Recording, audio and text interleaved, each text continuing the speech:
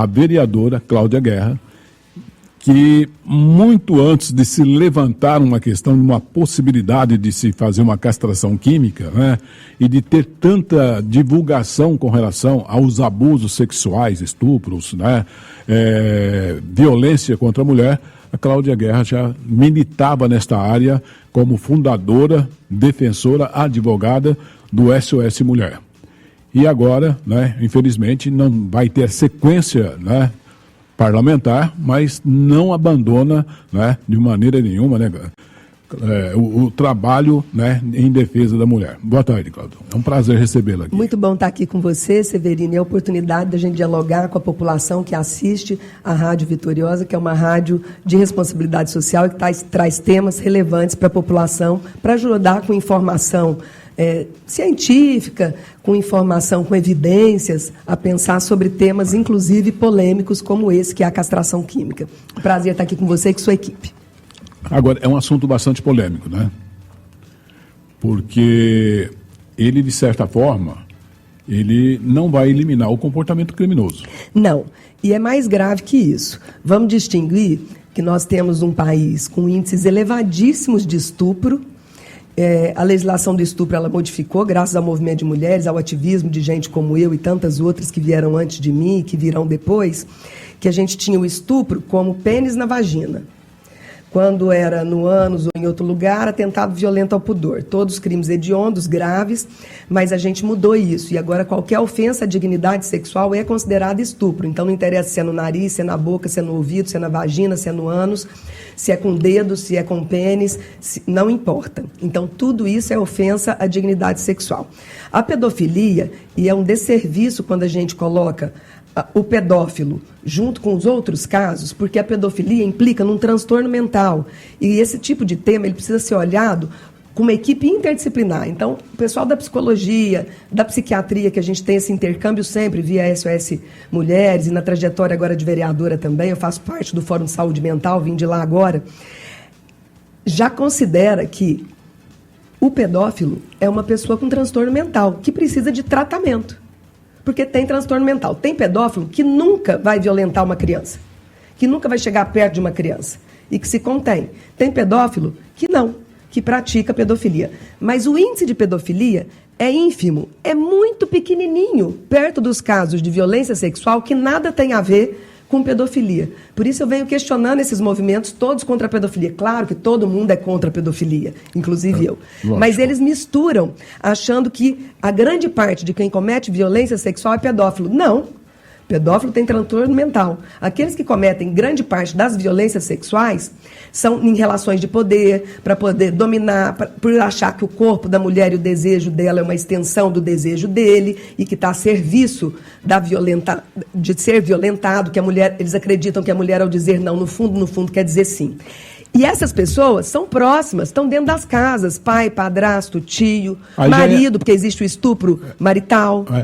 Aí já entra na questão cultural, né? Muito forte a questão cultural e estrutural do machismo, e que passa pela educação. E no caso do pedófilo é tratamento. A castração química não resolve o problema. Por que ela não resolve o problema?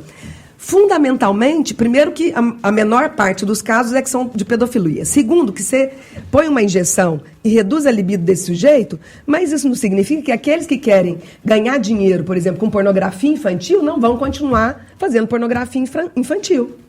Aqueles que querem, que perdem a libido, mas que podem usar objetos, que podem usar a língua, vão continuar fazendo, então ela não resolve o problema. Acaba que a gente tem um congresso hoje que vai pelo apelo emocional, porque a pauta de costume está pautando o país. Então o apelo emocional, é claro que todo mundo vai dizer que é contra a pedofilia. Só que as pessoas não sabem que estatisticamente esse índice é pequeno, que o maior violentador sexual está dentro das nossas casas. É padrasto, é pai, é tio, é avô, como a gente cansa de ver nos programas aqui de vocês. Certo. Então, esses casos não serão resolvidos com castração química. Eu penso que o Senado, que é um pouco mais qualificado que o Congresso, vai ponderar muito mais isso. Foi a pergunta que eu fiz para a delegada. Sim. Agora, se for uma questão emocional, nossa, com certeza, todo mundo, se você for para Tubal Vilela agora, todo mundo é contra a pedofilia e a favor da castração química, mas não tem dados, nem evidências para poder fazer uma análise, uma avaliação da complexidade que isso é e de que não vai resolver o problema. Pode minimizar um ou outro caso, mas não vai resolver o problema. Fora o estigma que vai criar. Então, as causas desse tipo de comportamento, elas têm muito a ver com impulsos sexuais, mas elas têm, a maior parte dos casos, tem muito mais a ver com relações de poder, de achar mesmo que a criança, por ser vulnerável, ou a mulher, por estar vulnerável naquele contexto, eu posso violentar. Como se fosse realmente um proprietário daquele corpinho, que não sabe se defender, no caso das crianças. E nós temos material pornográfico, não é de hoje não, hoje aparece mais nos veículos de comunicação, é desde sempre. E não aqueles que produzem material pornográfico são pedófilos, têm transtorno mental. Mas não tira a característica criminosa, né? Não tira a característica criminosa, só que a abordagem punitiva, ela não leva em conta que é preciso ter o tempo todo a abordagem também preventiva, cultural, de desconstrução de gênero, de que masculinos mandam em mulheres e que elas são subalternas. Se não alterar essas construções de gênero, de lugares de homem, lugares de mulher, o que pode homem, o que pode mulher, e pensar uma educação formal e informal para a igualdade, a gente não vai resolver esse problema. Por isso que eu disse que ele é apelativo, ele é sensacionalista, porque ele pauta a população sem dar as informações adequadas para que a população possa devolver. Porque lá no Congresso eles devem representar a população, mas a população só consegue se manifestar decentemente se ela tem informações concretas. Então faltam informações para essa decisão. Uma outra questão que eu acho importante, que eu até anotei aqui, é efeitos limitados da castração química, porque ela diminui a libido e os impulsos sexuais, mas ela não remove o desejo ou a capacidade de cometer crimes sexuais. Em muitos casos, autores de violências, eles vão encontrar formas de perpetuar esses abusos, especialmente se o crime tiver motivações não sexuais, de outros modos. Tem um outro problema também, a reincidência. Os estudos mostram que a reincidência de crimes sexuais está muito mais relacionada à falta de acompanhamento psicológico e social, ou seja, à falta de políticas públicas, do que a presença de desejo sexual ativo. Tem gente com depressão que violenta sexualmente e está com a libido lá embaixo. Tem gente que toma determinados medicamentos que reduz a libido e está lá cometendo violência sexual. E o foco nas consequências também, né? E não nas causas, é o que a gente vê nessa discussão do Congresso, lamentavelmente. Se esquece dos fatores sociais também que podem levar a esse tipo de violência. E é preciso prevenção, reabilitação de quem tem transtorno mental e punição para todos os casos. E, principalmente, a desconstrução pela educação formal e informal. Por exemplo, fortalecimento da rede de apoio é fundamental. A gente está nessa luta, tem 30 anos para que essa rede de apoio para a segurança das mulheres, sejam os órgãos governamentais ou não governamentais, como a nossa SOS Mulheres, a Delegacia de Mulheres, que hoje tem a titular à frente, a doutora Daniela, que é uma gracinha, tem ido nas reuniões da rede, e essa troca é muito importante para a gente evitar revitimização, ter que recontar a história sempre. Você imagina a mulher ser estuprada e ela ter que permanecer com o esperma do sujeito para poder ter prova, e com a roupa que ela foi violentada para ter prova na hora dela chegar numa delegacia. Isso é muito triste. Por que quando roubam um carro você não tem que provar? E quando você é estuprada você tem que provar? Porque é uma sociedade que ainda valoriza os bens patrimoniais e não o corpo, o desejo, a vontade das pessoas e, no caso, principalmente das mulheres e meninas, né? Então é importante a gente lembrar disso. Precisa de políticas públicas. Agora são 15h58. Nós estamos conversando com a vereadora Cláudia Guerra e o assunto aqui é a discussão sobre a pena, né, que vai ser aplicada às pessoas que são consideradas... né? Você vê, por exemplo, os estupros coletivos, sujeitos que se juntam coletivamente para estuprar. A gente teve o caso da menina do Rio de Janeiro, que depois deu até origem à Lei Carolina Dickmann, e que hoje é crime, é bom a gente falar. É crime desde 2017 você pegar a imagem... sem o consentimento da pessoa, de nudes, que mostra o corpo, de intimidade, ou fotos, e compartilhar nas redes sociais, isso é crime. Exatamente. Nós estamos falando sobre a castração química, que foi discutido ontem e que agora vai para o Senado. Nós vamos a um breve intervalo, eu tenho aí agora os guardiões da notícia e eu volto daqui a pouquinho novamente com a vereadora falando a respeito, colocando a sua posição como advogada, como psicóloga. Historiadora, né? E conhecedora da situação com relação à violência que é praticada contra a mulher.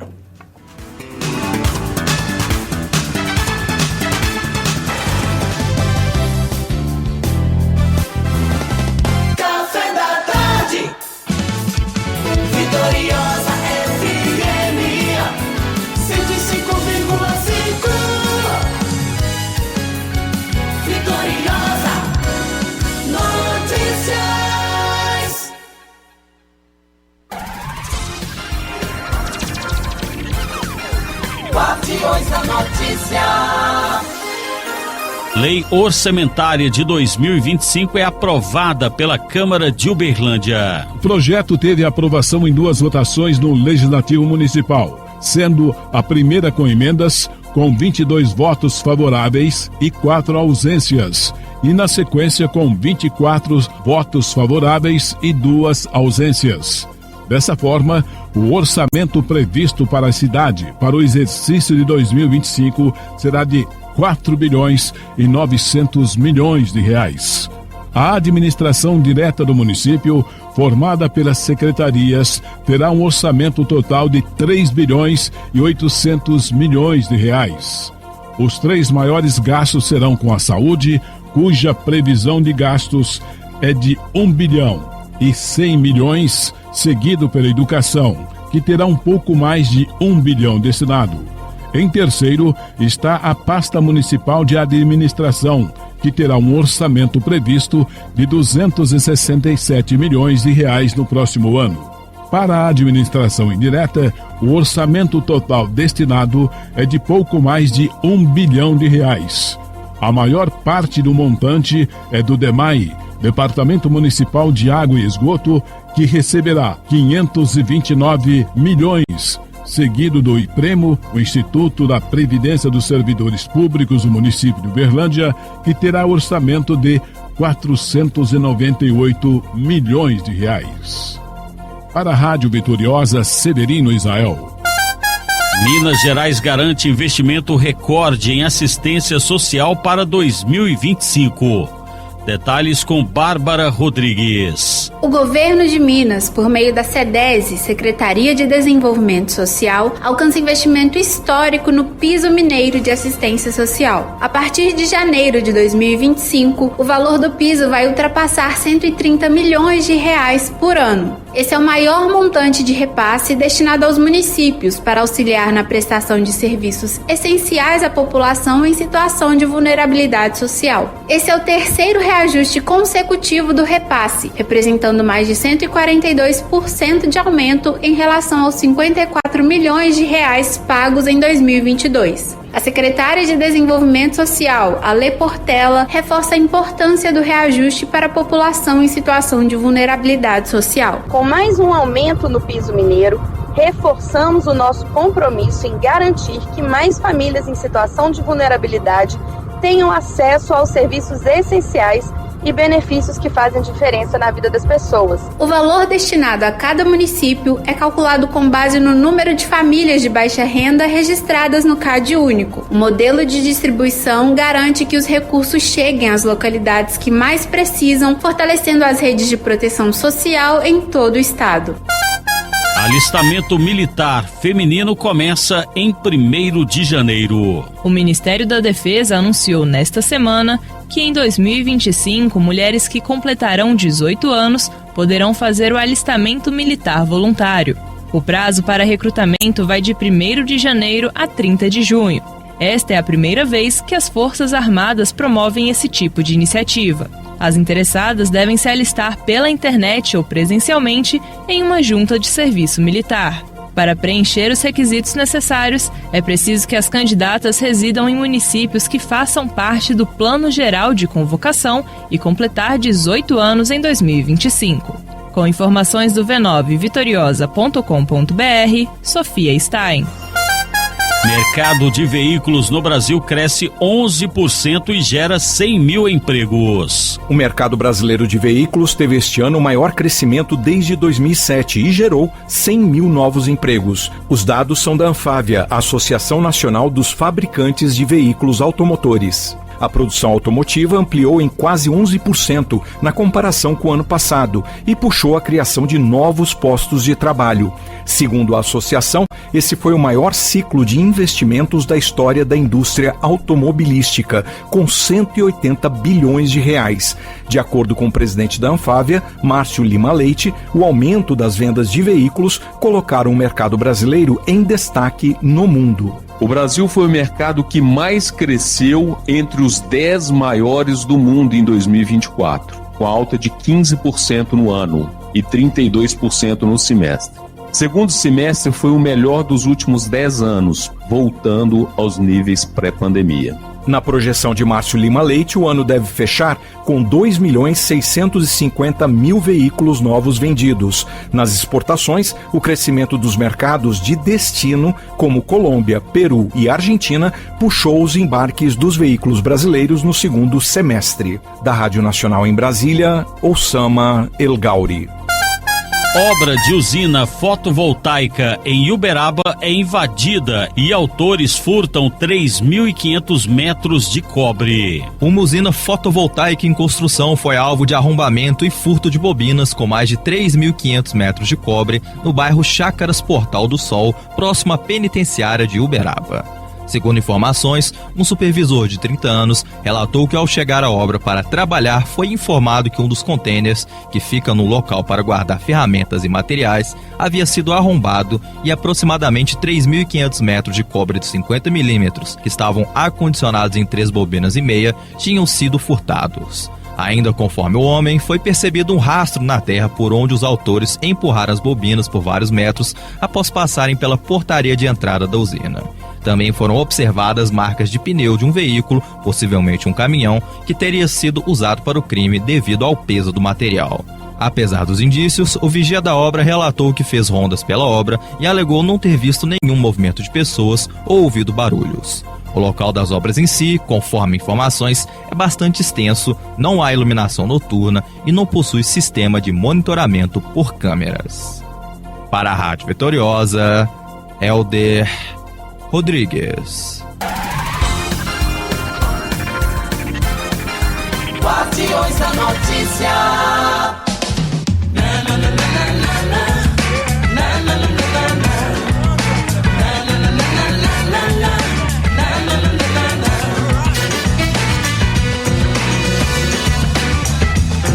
105.5. WhatsApp Vitória. Adicione a Rádio Vitoriosa FM no seu WhatsApp. 34 98404 6321. 105,5. Você no ar. A rádio mais ouvida de Uberlândia, Triângulo Mineiro e Alto Paranaíba. Essa rádio é uma potência, isso é um fato. Legal saber que a gente tem esse espaço pra divertir, pra brincar, pra falar sobre o que é sério também, tá? Eu sou fã. Muito boa essa rádio de vocês aí, viu? Que eu tô só escutando vocês aqui, tá? Mas não desliga não. 105,5 Vitoriosa FM. Você está ouvindo o programa Café da Tarde. Bem, agora são 16 horas e 8 minutos. Nós continuamos aqui com a vereadora Cláudia Guerra e o assunto é a castração química que ontem foi aprovada na Câmara dos Deputados e que agora o projeto vai ser encaminhado, né, para o Senado. São duas casas distintas, mas como você fez a observação, o Senado tem um critério diferente, né, da avaliação das leis quando são interpretadas, né? E depois, se há alguma dúvida, vai para o Congresso, né? Que aí junta as duas casas. Mas não é o caso desse caso, né? Isso daí quem vai definir é o Senado agora, se dá sequência, se vai aprovar ou não, e depois vai para a sanção do presidente. Mas existem países que têm estudos com relação à castração química, né? Países que já adotam isso há muito tempo, e existem limitações na castração química. Muitas Por exemplo, limitações. Não elimina o comportamento criminoso. Não. De maneira nenhuma, porque a cabeça vai continuar funcionando da mesma coisa. Exatamente. Né? Se é uma questão, né, psicológica, vai continuar. Não é uma solução definitiva, porque ele vai ter que ficar usando sempre. Não é. E minimiza um ou outro caso, mas não de modo geral. Tá, e como é que vai ser feito isso daí? Né? Ele vai ficar preso para receber a medicação? Quem é que vai dar essa medicação? Como é que vai funcionar essa situação? O custo dessa medicação, o custo, porque né? tudo é Exatamente. dinheiro público. Em países que já adotaram isso, né, foram registrados efeitos colaterais graves, problemas cardíacos, depressão, para complicar mais ainda. As pessoas sofrem, aumenta, quem já não tinha passa a ter depressão. E as questões éticas, né, que é a violação dos direitos humanos, que ninguém se falou sobre isso. Até agora, pelo menos, não apareceu. Né? E falta de estudo mais rigoroso para se definir. Exatamente, com evidências. Sem evidências, a gente não faz política pública eficiente. fica só no sensacionalismo, no apelo emocional, que não é para resolver o problema, mas é para conseguir voto. Exato. E isso é inadmissível, porque a gente precisa pensar as leis que sejam eficientes, eficazes, aplicadas com resultados, porque senão é dinheiro público jogado no ralo e no lixo. Nesse sentido, eu penso que o Senado vai fazer uma discussão um pouco mais qualificada do que a que foi feita no Congresso Nacional. Agora, a senhora vereadora, o que a senhora acha que poderia ser feito, né, com relação para tentar solucionar essa questão, essa temática? Então, como eu disse anteriormente, o atendimento psicológico é fundamental. O crime e o criminoso ser punido. Eu tem um trabalho muito bacana de uma antropóloga, a Lia Zanota Machado, que ela faz um trabalho no sistema prisional com estupradores. Então, ela tem a fala e a representação social desses sujeitos da história, e não alguém falando deles, são eles próprios. E o que ela identificou? Ela associa sexualidade, virilidade e estupro como 3 eixos muito próximos. A maior parte dos estupradores que estão ali presos tem essa concepção de que a mulher, ao dizer não, ou a menina, no fundo, querem dizer sim. Então, que é a concepção de posse, de poder, de propriedade. Não são pedófilos. Não são pedófilos. São pessoas que estupraram porque não estavam sendo vistas. Alguns, ao serem presos, ficam com vergonha, não pelo estupro, mas por terem sido pegos. Alguns, e aí é muito interessante, porque os não estupradores vão fazer com o estuprador dentro do sistema penitenciário aquilo que é mais desvalorizado na sociedade, que é ser mulher. Vão fazer deles mulherzinha. E por que as mulheres são desvalorizadas? Então, o que eles vão fazer, esses não estupradores criminosos? Vão fazer ele limpar a privada, vão fazer eles vestirem de mulher, vão estuprá-los. Portanto, nem os estupradores e nem os não estupradores são contra o estupro. Esses que não são estupradores vão fazer tudo isso com o estuprador, não porque o estupro é um crime horrendo, mas porque, supostamente, esse estuprador poderia ter estuprado a mãe de um dos não estupradores, ou a irmã, ou a filha. Portanto, todos eles, estupradores e não estupradores, têm a concepção de propriedade sobre as mulheres. Mãe, esposa, filha poderiam ser estupradas e são minhas propriedades. Quaisquer mulheres que dizem não, no fundo querem dizer sim. A concepção é a mesma, do estuprador e do não estuprador. É isso. Se não mexer na cultura para a igualdade, se não mexer na representação, no que é lugar de homem e de mulher, não adianta castração química. Não adianta. Essas pessoas vão usar de objetos, vão continuar fazendo pornografia infantil para vender, porque visam o lucro. E nem todas elas são pedófilos, como eu disse, porque a pedofilia pressupõe transtorno mental e requer tratamento. E nem todo pedófilo vai um dia praticar a pedofilia. Mas ele sente desejo por criança. Mas isso é a exceção. A maior parte dos estupradores não são pedófilos e estão dentro das nossas casas. Pai, padrasto, tio e avô, como a menina que foi atendida na SOS Mulher e Família, de 4 anos de idade, e que no trânsito da natação e volta para casa, o avô violentava sexualmente. E aí ela chegou até gaga nos atendimentos. É isso que nós temos, e é isso que tem que ser olhado. Para não olhar isso, que é a verdade e a realidade, eles ficam com sensacionalismo e apelo emocional, que não resolve um problema que é grave, porque hoje nós somos um país com um índice absurdo de violência sexual com crianças e adolescentes e com índice absurdo, inclusive crianças e adolescentes que engravidam de estupro. E aí eu estava em Brasília discutindo a PEC do estuprador, que acha que menina de 8, 9 anos, que já menstruou 9, 10 anos, pode ser mãe de estuprador. E que acha que estuprador vai ser pai. E aí eu não dou conta disso. É reduzir ao nada uma mulher e uma menina. E eu respeito as mulheres e as meninas no meu histórico de vida.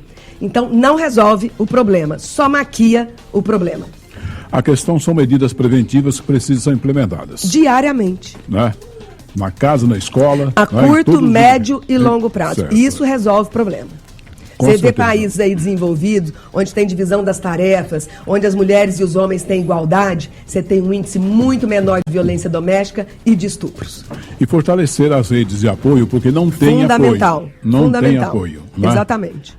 precisaria isso para que, pelo menos, iria diminuir e isso conscientizar. Né? Isso sim é eficiente, mas isso, que às vezes é complexo e a mais longo prazo, não dá sensacionalismo, não dá ibope, não dá voto. Então, essa turma do Congresso está buscando voto com base em pauta dos costumes. É claro que ninguém vai ser contra a pedofilia e prisão para estuprador e tudo, mas é apelativo.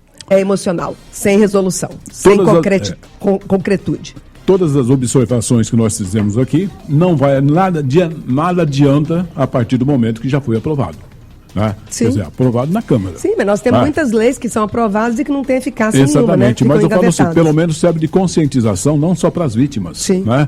Mas para quem tem... Né? E não tem crime mais horrendo. Muitas mulheres dizem, eu preferia ser morta por um tiro do que ser violentada sexualmente. Então, é um crime horrendo, mas é preciso medidas eficazes e não medidas emocionais. Tá certo. Agora eu gostaria, agradecendo a senhora, né, pela sua participação, falando sobre esse assunto, né, e complementando aquilo que a delegada conversou com a gente, mas eu gostaria também, nós temos mais uns minutinhos, que a senhora me falasse a respeito dos 4 projetos de sua autoria que foram votados hoje, né, e que, de certa forma, também traz um benefício para a comunidade. Foram 5 hoje. Eu estou finalizando o mandato, muito honrada com a possibilidade de ter tido essas aprovações. 3 deles é coisa pequena, parece bobagem, mas tem um valor simbólico muito significativo. Graça Emília foi uma mulher do movimento negro em Uberlândia, advogada, atuou por muitos anos em várias organizações como voluntária, dentre elas a SOS Mulher e Família, salvando muitas vidas, dando orientação. E ela faleceu na Covid e a gente teve a oportunidade de pôr o nome dela, uma mulher negra, a maior parte das ruas dessa cidade, o nome de homens brancos que pouco contribuíram com pessoas desassistidas, e eu fiz questão de colocar o nome dela. A Maristela, uma professora, eu sou da educação há 20 anos, ministro aulas em faculdades, em pós-graduação.